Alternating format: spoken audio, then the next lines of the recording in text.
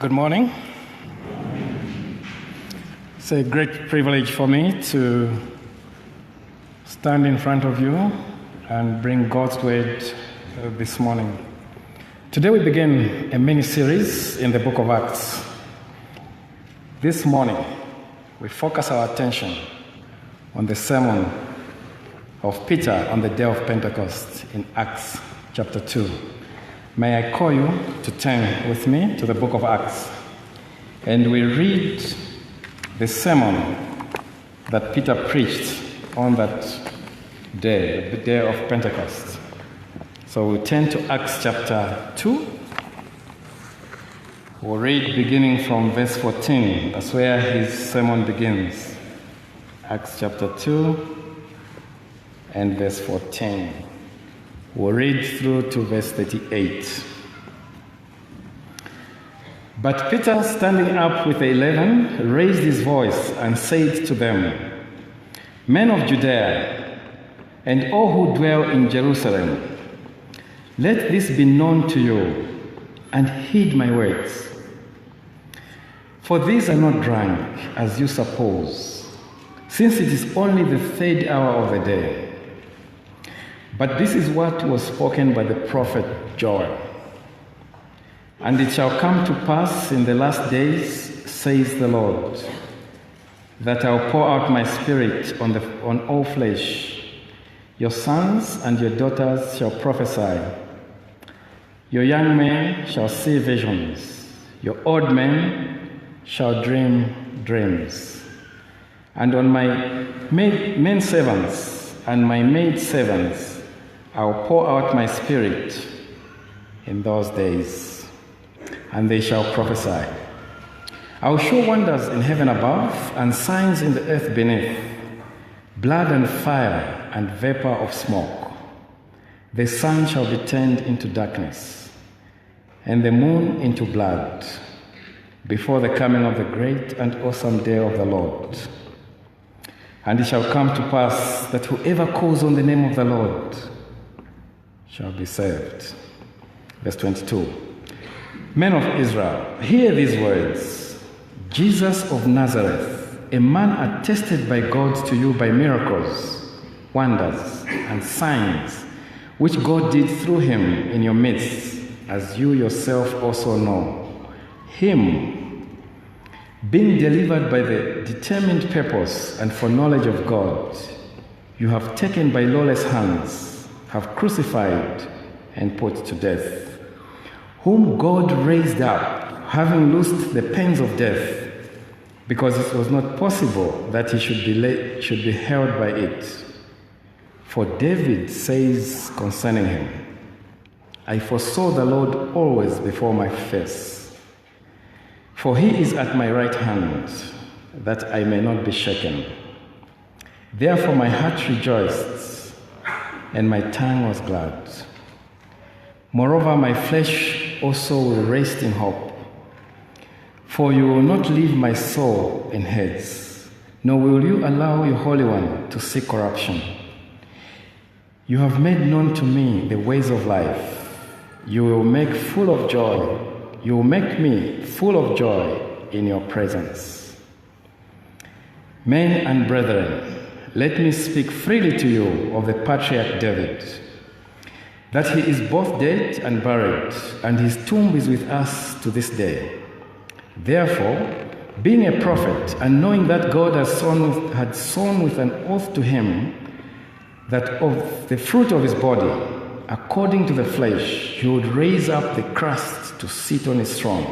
He, foreseeing this, spoke concerning the resurrection of the Christ, that his soul was not left in Hades, nor did his flesh see corruption.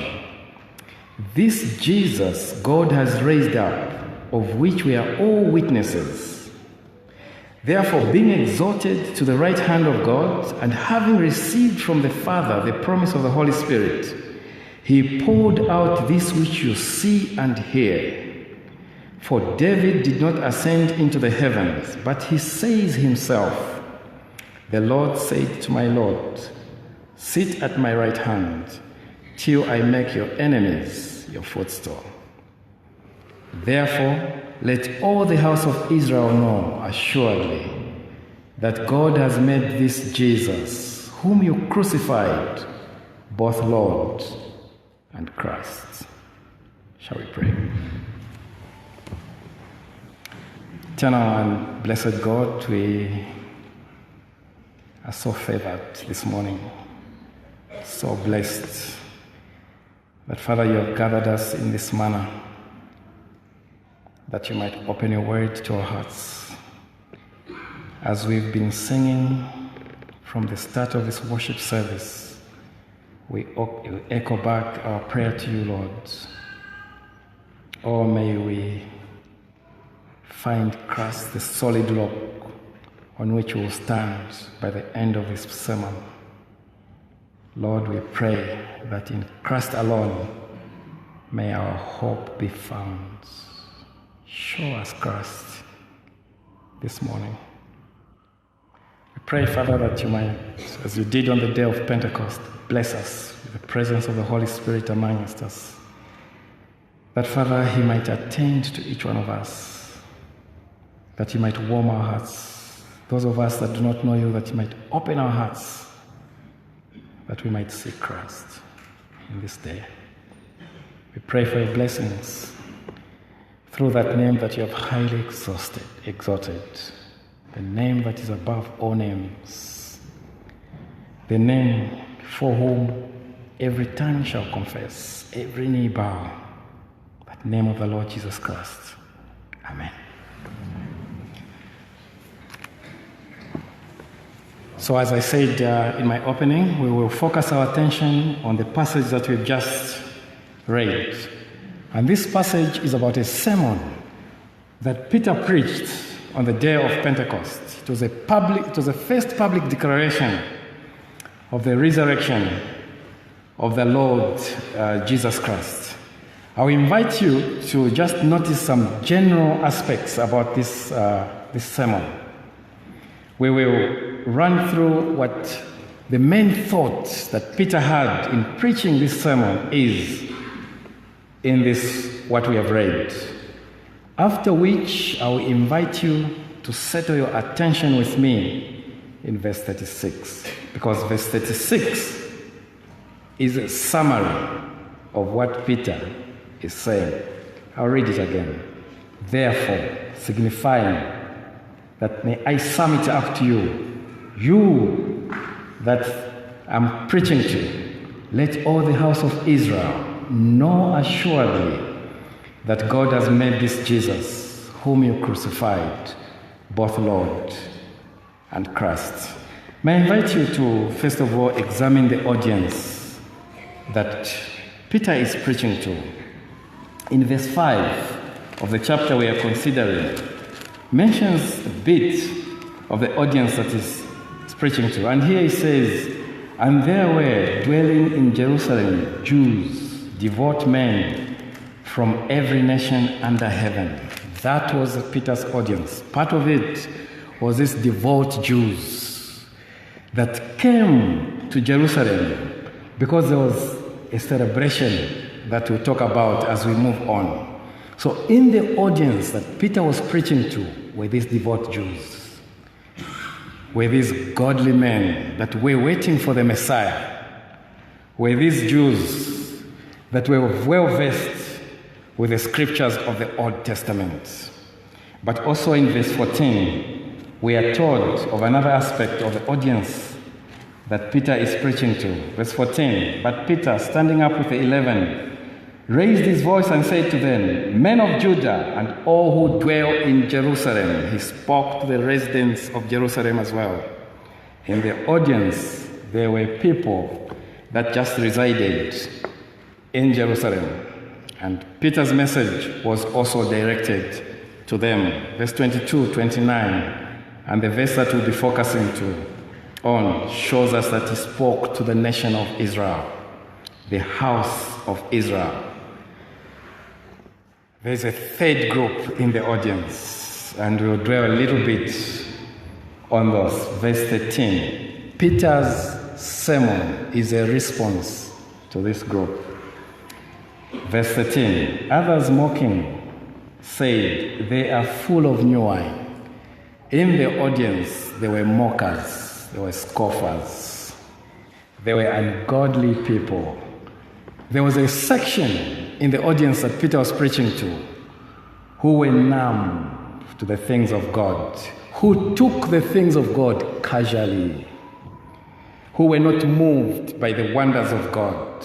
They were also in the audience that Peter was preaching to.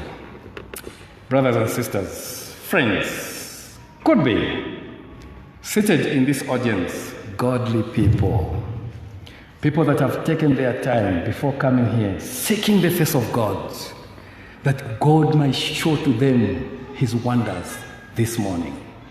There were people that have took their time and praying before God that he should not pass them by this morning, that he should touch them in one way or another.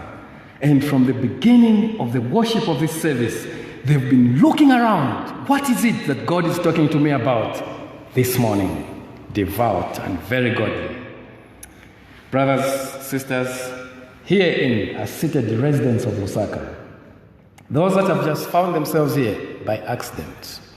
They were visiting a relative. And so that relative comes to Lusaka Baptist. And by the way, there's load management. So if they stayed home, there's no power. So they'll be very bored. So let me come with you, residents of Lusaka, unprepared, just came in to visit. This sermon is targeted towards you. There were Jews from every nation under the known world. Could be people here that are not from Zambia. Even you, this sermon is meant for you. Sadly, they are scoffers. People that are numb to the things of God. People that have taken godly matters lightly. These people are drunk. They are full of new wine this morning. And there, in our midst, there are such people who at the click and sound of their electronic gadgets, their mind is off and towards their gadgets. They appear here by default. They've been coming here. It's their lifestyle. They've grown up here. So coming to church is, it doesn't fascinate them. They are here, scoffers, who from the beginning of the worship of this service, their minds have been absent. Actually, they're even wondering, what is this man talking about? They are waking up now because I've addressed them. They are here. In the public prayer, they just hear two things. Let's pray, amen. In between, lost, absent-minded, never flowing. Actually, they even complain, these prayers are long. This passage, why are we reading Lamentations? They are not interested, scoffers.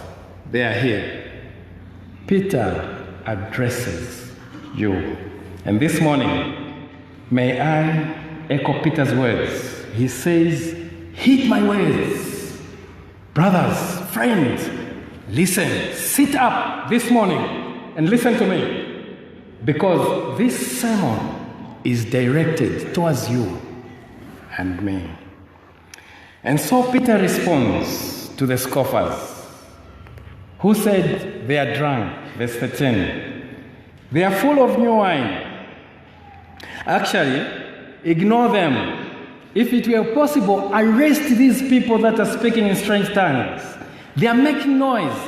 They are a threat to public order. Can they be arrested? Oh, please, leave them alone. They are drunk. Peter is responding to those, and may I address you this morning. Peter protests and says in verse 14 that this is the third hour of the day. How can we be drunk? Do you know what Peter meant? 6 to 7 hours corresponded to the first hour of the day in the Jewish calendar. 7 to 8 was the second. 8 to 9 was the third hour. It was about 8, 9 hours. And the scoffers are saying they are drunk with new wine. And Peter says, how can we this morning so early be drunk? Really?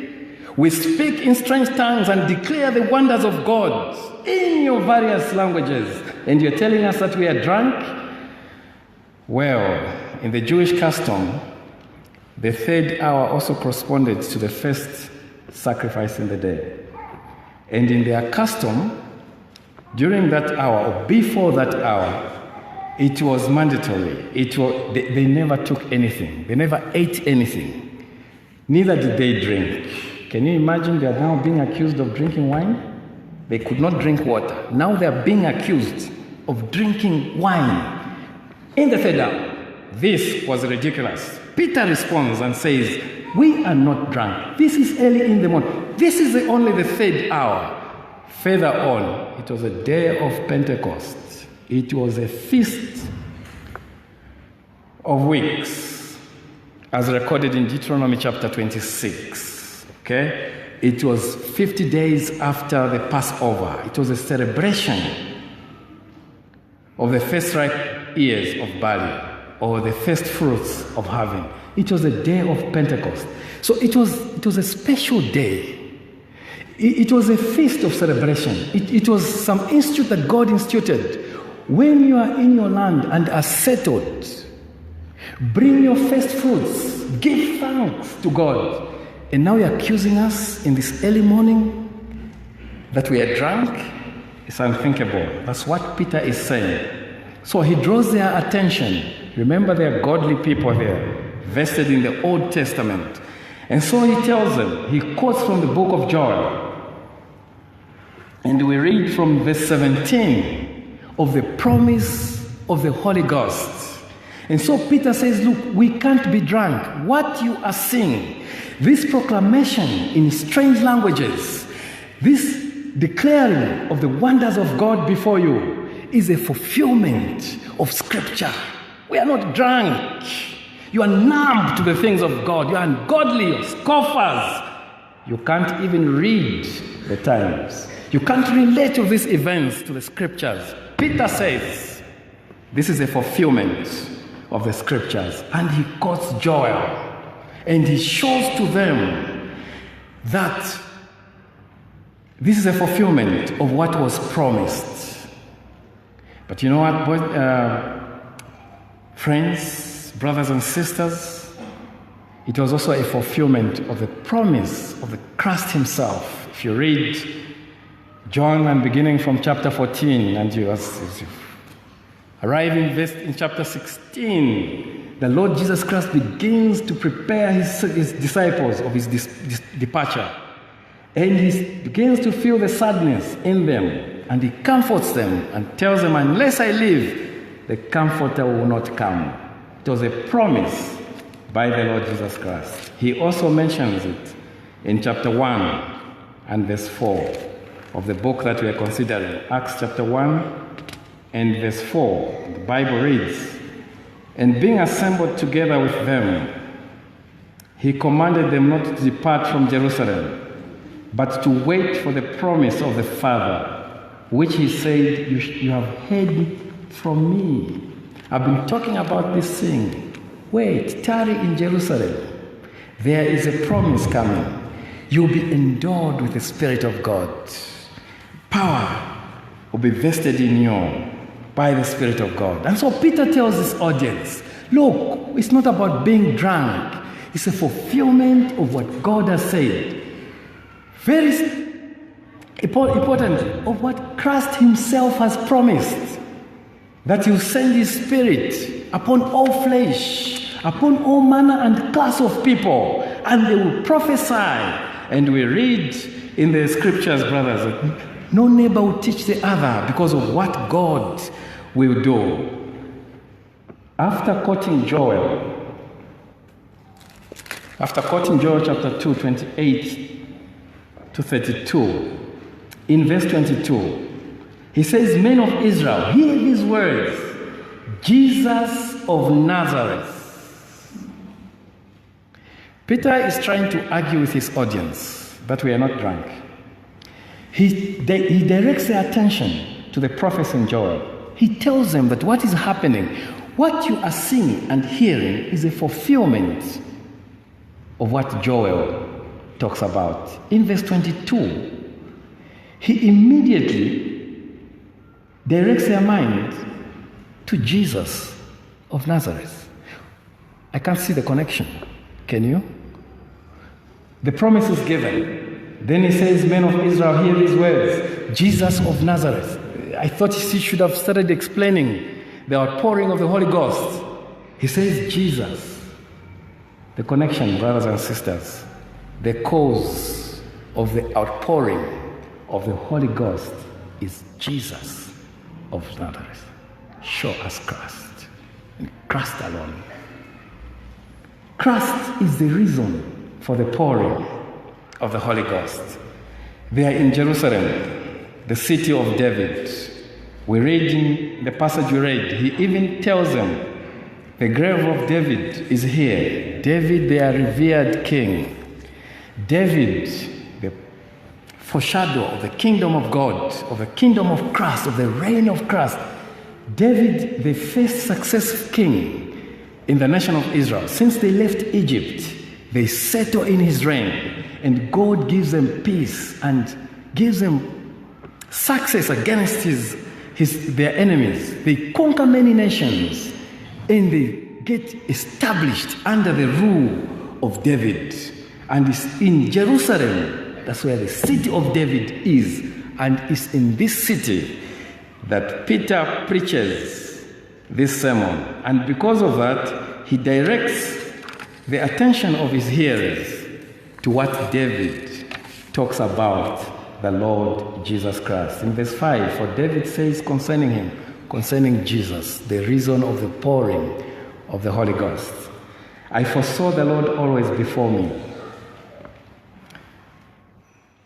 What we have just read, before what I've just directed your minds to, the outpouring of the Holy Ghost, Peter now moves his audience to see that this Jesus had to resurrect. This Jesus had to resurrect. And he directs their minds to David because they respect him. They know him as their prophet. They know him as their successive king. They have a lot of respect for him. And he says David himself talks about this Lord Jesus Christ. And of him, he talks of him as one that will resurrect. And he quotes from Psalm chapter 16, 8 to 11. And he reads of how the Christ will not see corruption, but will rise again. Though not very clear in the Old Testament language, but with us, with more light in the New Testament, this was a prophecy of the resurrection of the Lord Jesus Christ. And he takes advantage again of David, and he goes on and refers his audience and quotes from David, Psalm 110 and verse 1. And he says, David says of him, the Lord said to my Lord, sit at my right hand till I make your enemies your footstool. Here is the ascension of the Lord Jesus Christ. Brothers and sisters, Peter, in his sermon, is running a thread of thought that you and me need to pay attention to. Peter, in response to the scoffers, in addressing his audience, he proves that what has occurred on the day of Pentecost was foretold in the scriptures. But he further shows that this is because of Jesus. And it happened because he resurrected. You know it. This man was attested before you by God with miracles, wonders, and signs to show to you that the Christ was appointed of God. And because of this Christ, who has resurrected and is now seated at the throne of God, he has poured out this Spirit on us. Okay? In verse 3, therefore, being exalted at the right hand of God, and having received from the Father the promise of the Holy Spirit, he poured out this which you now see and hear. What you see and hear is a result of the resurrection and ascension of Jesus. If Jesus didn't resurrect, you are not going to witness what you're seeing. If Jesus did not ascend to the throne of God, you are not going to see and witness what you are seeing today, this morning, on this day of Pentecost. It is because of Jesus. This is why these things have happened. And now he concludes in verse 36. Brothers and sisters, may I call your attention to that verse. Therein is our sermon this morning. All that I've said was to set the stage of what we are to discuss in verse 36. Therefore, in conclusion, let all the house of Israel know assuredly that God has made this Jesus, whom you crucified, both Lord and Christ. That was the sermon on that day. The whole point of referring them to Joel, of referring them to David, of showing them of the resurrection, ascension of Jesus, was for them to know assuredly that God has made this Jesus both Lord and Christ. Growing up as a young Christian, and of course influenced by the charismatic movement in those days, and attending services at one of the church plants of Lusaka Baptist, I remember as young people listening to a sermon by one of our young men, and he told us that Colgate had broken through in the dentistry sector. They've discovered the third fluoride, whatever it was called. And he says it's a breakthrough, and he encouraged us to go to the mountain so that we break through in the spiritual matters and speak in tongues. I'm trying to show you how people can focus on the trivials, on the speaking of tongues. That's what happened in Peter's sermon. Their attention was what was happening, the strange languages, what they were talking about, the way they were behaving. Peter says, no. The main factor, the main thing in all this, men of Israel, hear these words: Jesus of Nazareth. That's the main reason. In the late 90s, I'm constrained to tell this illustration, but with no ill feelings, not wanting to cast some negative sentiments on certain ethnic groups. Pardon me. But this illustration brings out the point before we delve on to the main message that Peter is talking about. There was a commuter train that commuted between Chilenge and Matero. Those of you that are not residents of Lusaka, on the southern part of Lusaka, in those days, on the extreme south was Chilenge. Passing through the CBD, the Central Business District, going westward was Matero. So there was a commuter train that was very cheap. It was one way boarding that train. And it became a very good mode of transport for SMEs, small and medium entrepreneurs. Because with one way, all your merchandise would be put on that train. You will not be charged. It's not like today, you get into a bus, you are charged for that seat. Your luggage is also charged. For this commuter train, it was just one way, and you go in. So the SMEs, found an opportunity and used this commuter train to their advantage, and of course to the growth of their businesses. So there used to be peak hours in this commuter train. There used to be peak hours. In the mornings, when they are rushing for their merchandise to order and so on, and in the evening when they're coming back from their businesses. So it was congested. It used to be full of people. One day, there was a derailment. There was an accident on the peak hour. And a lot of people got injured, but also disoriented. Merchandise was thrown all over. Packets of sugar, cooking oil, mentioned them, salt. In this day and age, you would add cell phones because we treasure those things. Thrown all over. And you know what happened? There was commotion. And it was free for all. And people scampered. Free things, you know. And in those days, we used to queue for those essential commodities. So it was free. In the confusion, in the commotion, people picked what they needed. Sugar, cooking oil, salt, mentioned them. Sweets, picked. There was an old man seated next to his son. And he was Shona from Mandevu. And those people are known to be very good at entrepreneurship, especially dealing with mechanics. And the son also joined in, the scamper. The son also wanted to pick some sugar, to pick some cooking oil. And the old man hit his son. Engine anywhere. Do you get the story? Do you get the import of this illustration? The old man was teaching his son, not these transient things, not these perishables. Engine.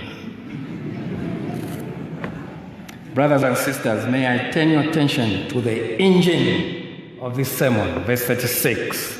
3 words, and we'll be done. Peter says, no. Assuredly, that God has made his Son, this Jesus, both Lord and Christ. So we'll zero down to just those 3 words, and we'll take them as they appear in the verse. No. In the ESV, for certain, that God has made this Jesus. No, for certain, that God has made this Jesus. No.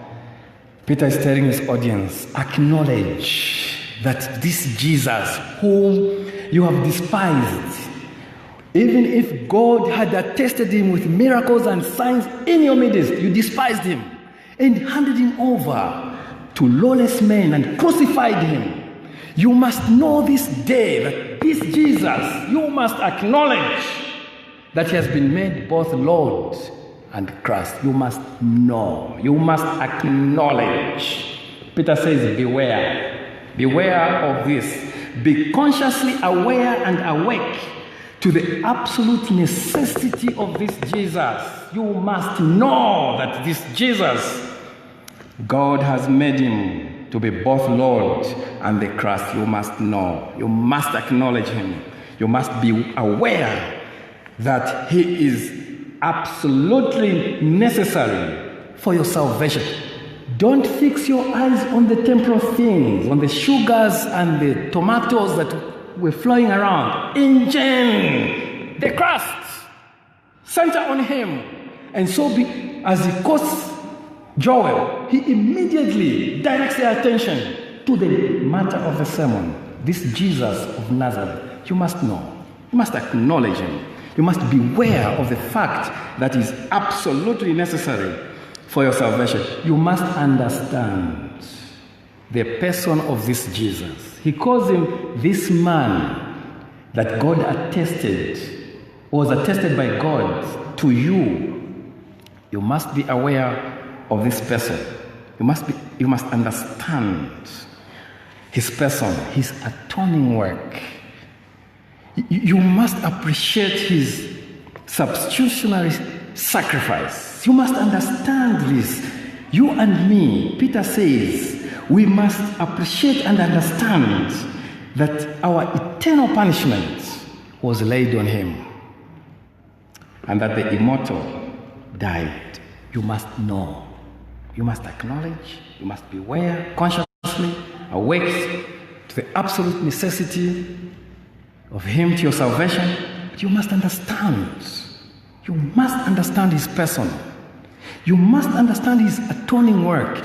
You must appreciate and understand that without him, you cannot be accepted in the presence of God. You must understand. You must know. You must endorse and perceive that he is the only savior between God and man. Okay? It has been appointed to man. Jesus Christ, appointed by God as the only mediator between God and man. So you must know. You must acknowledge. You must be aware of this. You must understand, perceive and endorse that he is the way, the truth, and the life. And he adds, no one comes to the Father except through me. That's what he says. Peter says you must know this Jesus of Nazareth, who you despised. You must know. You must understand. You must be aware. You must endorse and perceive and acknowledge that he is the only way to heaven. You must know. Boys and girls, in your worksheet, the next is that you must be certain. We'll skip it. We'll come back to it later. But thirdly, God has made him. He is not self-appointed. Verse 36. Therefore, let all the house of Israel know assuredly that God has made this Jesus. He is God appointed. You and me, according to St. Ignatius, our hearts are restless until they rest in God. We gravitate towards our Maker. Removing sin out of us, we will rush to our Maker. That is our home. The way to this Maker, he has designed it. Don't design your own way to him. So he has made this Jesus, both Lord and Christ. He has appointed him. Okay? He has, as it were, agreed or allowed or accepted the sacrifice. This is why Peter talks about the resurrection and the ascension of the Lord Jesus Christ. Because it's absolutely necessary in yours and my salvation. The fact that Jesus resurrected, rose again, and ascended to heaven was a sign of acceptance by God of the sacrifice of his Son. God was well pleased in him. And so God has made him. He's not self-appointed. He's God-appointed. God endorsed. In the original, that phrase is in the aorist. Pastor will explain this later. But it's once for all. To never be repeated. He made him once for all. He raised him as that golden snake once for all. Never again. That is the only way. You must know that God has made this Jesus both Lord and Christ. Do you know him? Have you acknowledged this Jesus?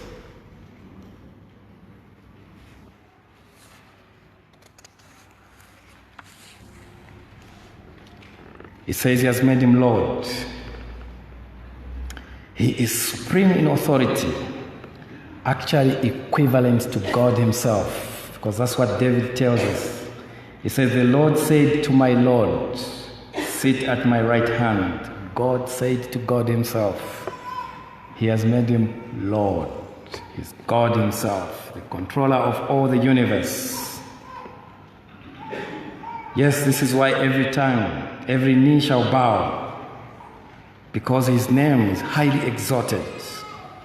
And God has highly exalted his Son, because again and again in the Bible he repeats, tells his disciples, this is my well-beloved Son, In him I'm well pleased. On the transfiguration, he adds, listen to him. That's God speaking. Listen to this Jesus. He's appointed by God himself. Do you want to be in heaven? Do you want to be where God is? Oh, follow what he has laid down. He has appointed this Jesus. In the scriptures, the prophets and the apostles point to him.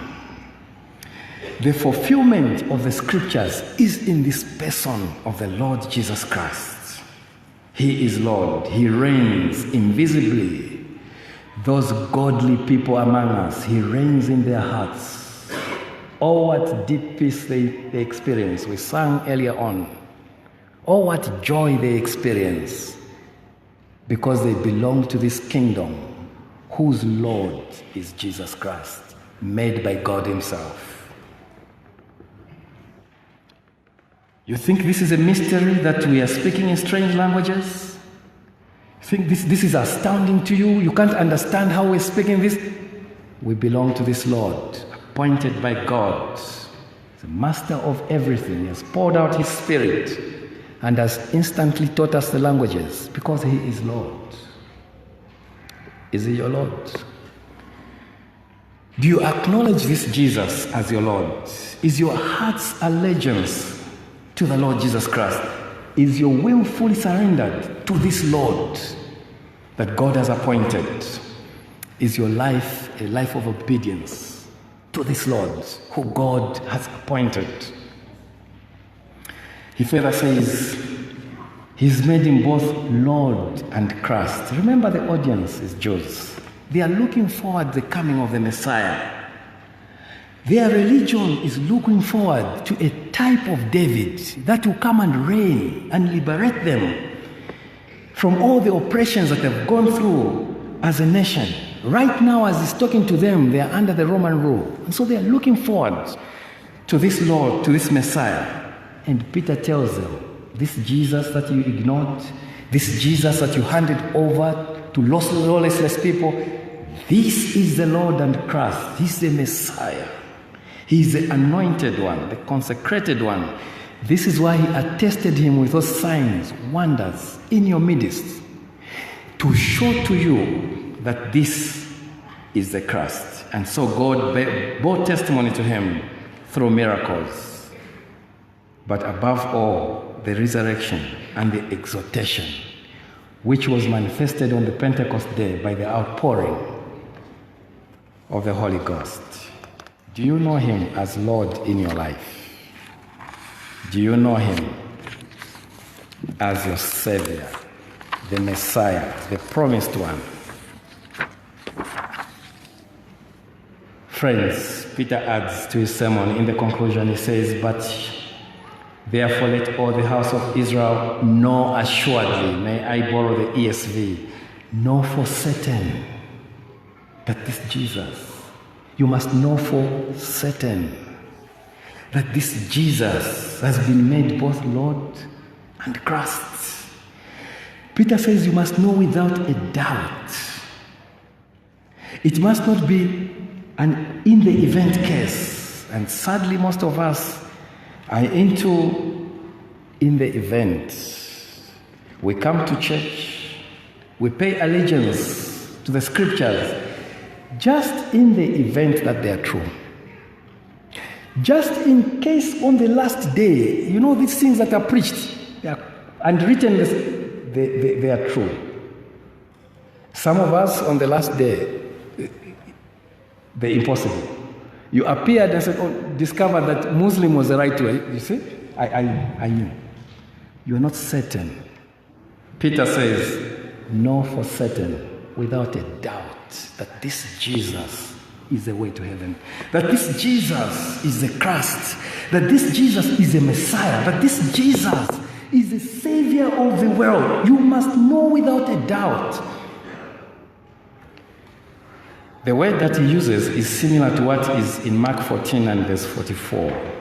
You must know for sure. In Mark 14 and verse 44, Judas Iscariot tells the people to arrest the Lord Jesus Christ. that the one I kiss is the one. The one I kiss, if I kiss him and you arrest Peter, is it my fault? You must be sure, you must know that the one I kiss is the one. Be sure, are you certain? Peter says, know for certain that this Jesus, you must know without a doubt. You must be sure of this. Thirdly, you must be convinced in your hearts that this is a matter of life and death. Without knowing Jesus, without trusting in the Lord Jesus Christ, it means death. You must be certain of this, because knowing him is absolutely necessary. Many of us, our convictions in life are brought to the fore during crisis. And so when we are exposed to near death, the inner being of ourselves comes out. And so when you're in a near road accident, you see yourself dying, and you cry out, Dad, Mom, Mayo. Your inner self comes out. At that moment, your belief system is exposed. Are you convinced? Do you know for certain that this Jesus, that on the last day, on the day that Peter talks about, that dreadful day, it will be Jesus to save you? This Christ, are you convinced? Are you persuaded? Are you fully moved that it's in Christ alone? That it's on this solid ground that you stand, that any other ground is sinking sand. In Christ alone. Show us Christ. Show us Christ in these passages, we pray. And so Peter wanted three things to be very clear to his audience. That they must know, they must acknowledge this Jesus. They must be aware, consciously aware and awake to the absolute necessity to their salvation of this Jesus. They must understand this person, his atoning work, substitutionary death